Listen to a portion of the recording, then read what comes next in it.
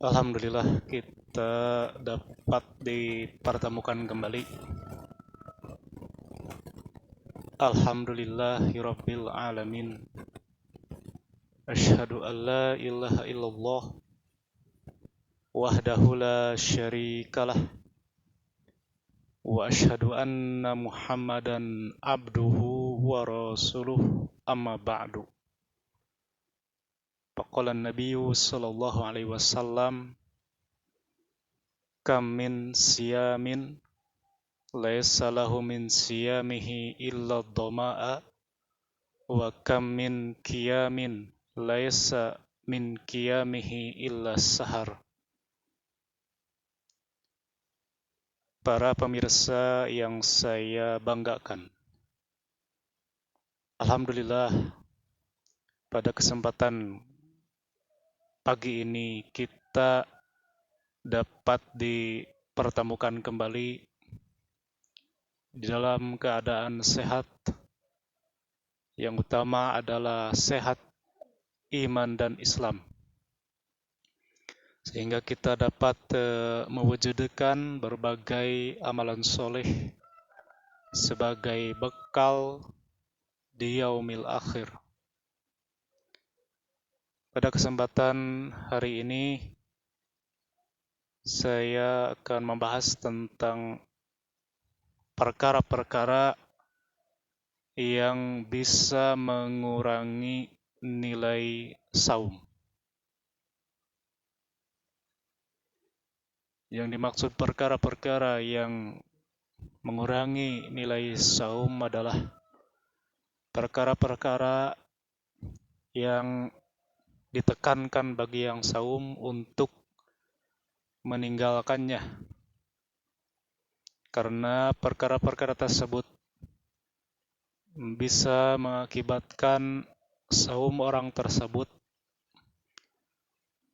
dikurangi pahala atau dikurangi keberkahan dari saumnya.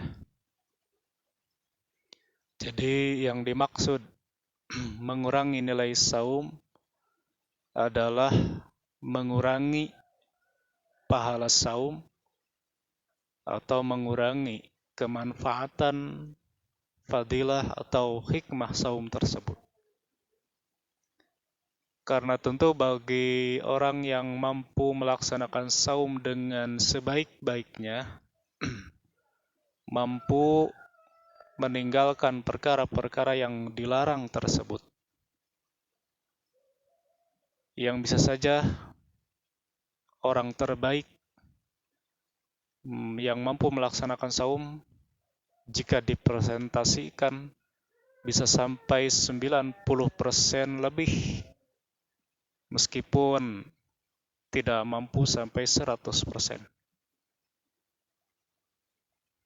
Tapi sebaiknya kita terhindar dari orang-orang yang saumnya itu sia-sia. Saumnya tidak menghindarkan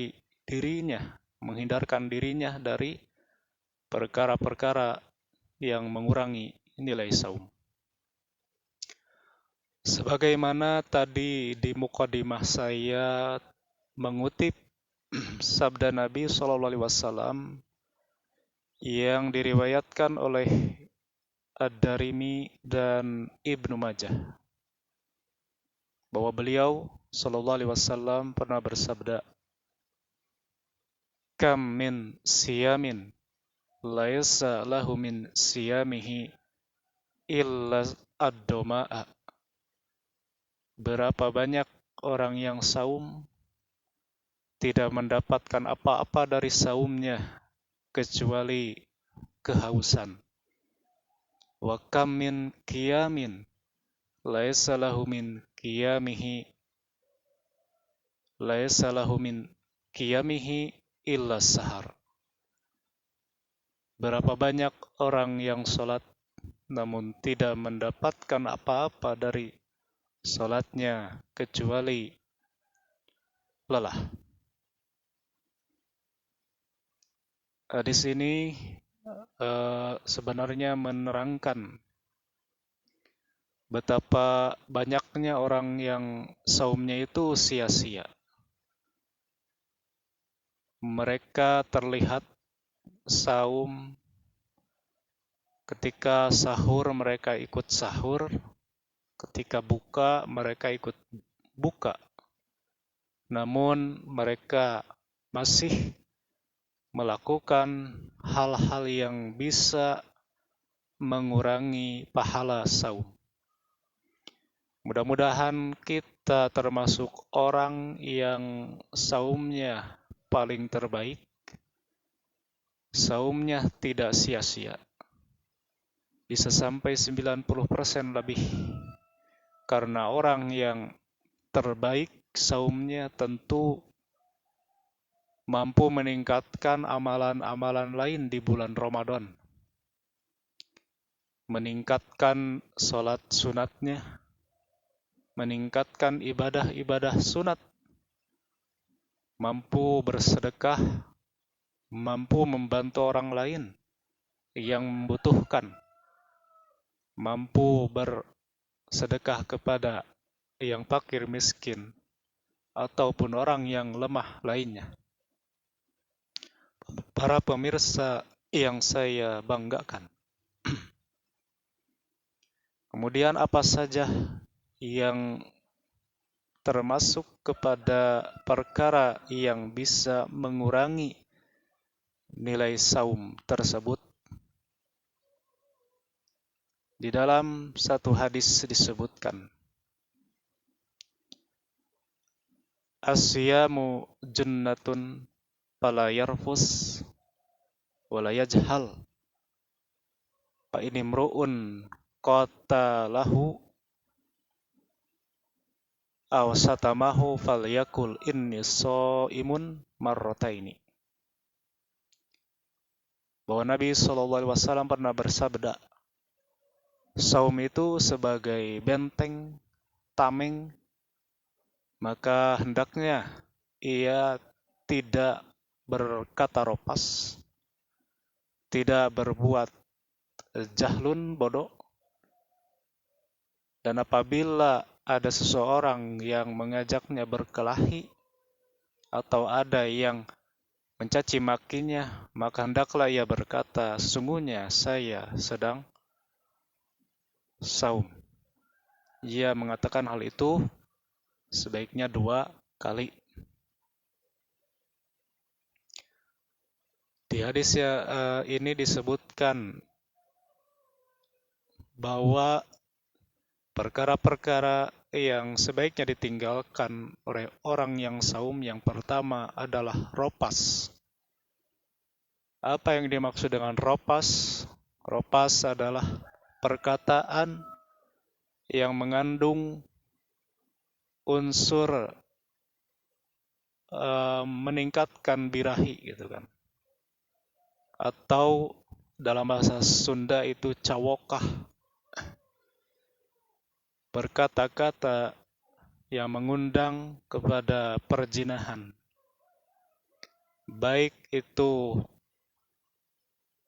perzinahan berupa melihat, karena kata zina itu di dalam hadis yang lain disebutkan secara umum gitu kan. Bisa zina dengan mata, artinya melihat sesuatu yang diharamkan, itu termasuk ropas, termasuk juga zina gitu kan. Atau meraba sesuatu, menyentuh sesuatu yang diharamkan, itu juga termasuk zina. Bahkan lebih buruknya lagi sampai melakukan perzinahan yang hakiki, yang sebenar-benarnya. Jadi perkara-perkara, baik perkataan, perbuatan yang bisa mengundang terjadinya perzinahan yang hakiki, maka itu bisa dikategorikan sebagai ropas. Kemudian disebutkan pula di dalam hadis itu al-jahlu wala yajhal, yang saum sebaiknya meninggalkan hal-hal yang bodoh atau perbuatan-perbuatan orang-orang jahiliyah. bisa berupa perkelahian, caci maki, atau hal yang lain yang tidak ada manfaatnya. Kemudian di hadis itu pula disebutkan qatalahu wa satamahu. Ini juga termasuk hal yang dilarang untuk orang yang saum, yaitu berkelahi atau mencaci maki. Bahkan untuk terhindar dari terjadinya perkara yang lebih buruk lagi, yaitu ketika seseorang menghina kita sedangkan kita sedang saum, maka itu dianjurkan untuk berkata bahwa kita itu sedang saum. Maksudnya agar kita terhindar dari perbuatan yang lebih buruk sampai terjadi perkelahian atau bisa juga pembunuhan. Jadi berkata saya sedang saum pada saat tersebut itu bukanlah termasuk riya, tetapi justru termasuk pencegahan agar kita tidak terjerumus kepada perkara yang lebih buruk, yang lebih jahat lagi. Di hadis yang lain disebutkan pula wala yashab, gitu kan.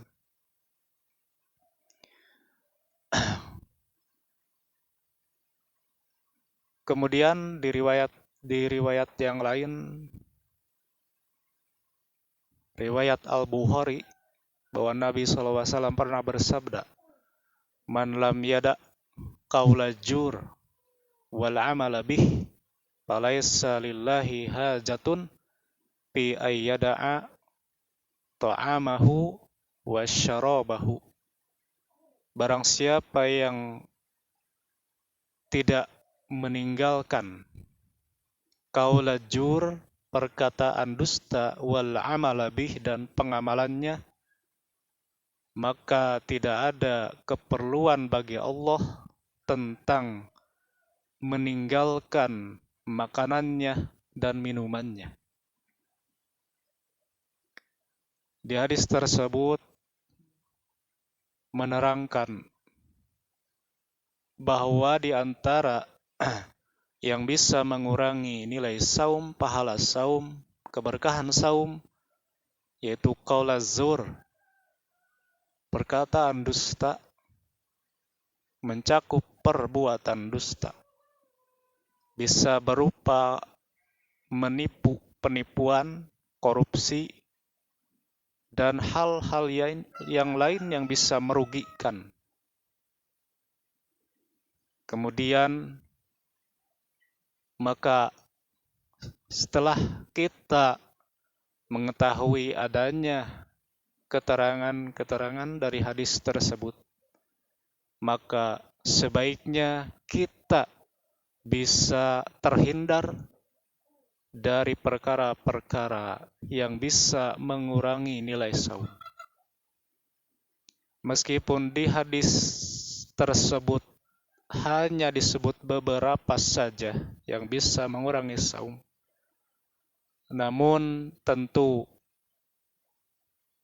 perkara lain yang tidak ada nilai dan manfaatnya juga sebenarnya sebaiknya jangan dilakukan oleh orang yang sedang saum.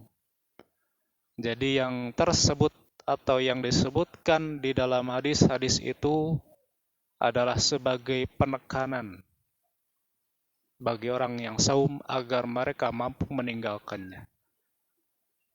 Dan perkara-perkara tersebut di hadis itu bukan berarti boleh bagi orang yang tidak sedang saum.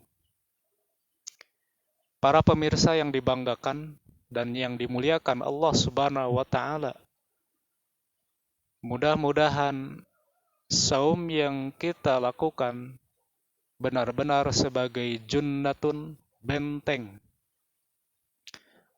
dari perkara-perkara yang bisa membuat terjerumus ke dalam api neraka. Jadi mudah-mudahan kita dikategorikan sebagai ahli saum, orang-orang yang benar-benar saumnya mengharapkan ridho Allah Subhanahu wa taala dan menjaga batasan-batasannya. Barangkali demikianlah para pemirsa yang saya hormati, yang saya bisa bahas pada kesempatan kali ini. Mudah-mudahan menjadi ilmu yang bermanfaat, mampu meningkatkan amal kita di bulan Ramadan. Rabbana atina fid dunya hasanah wa fil akhirati hasanah wa qina adzabannar. Wassalamualaikum warahmatullahi wabarakatuh.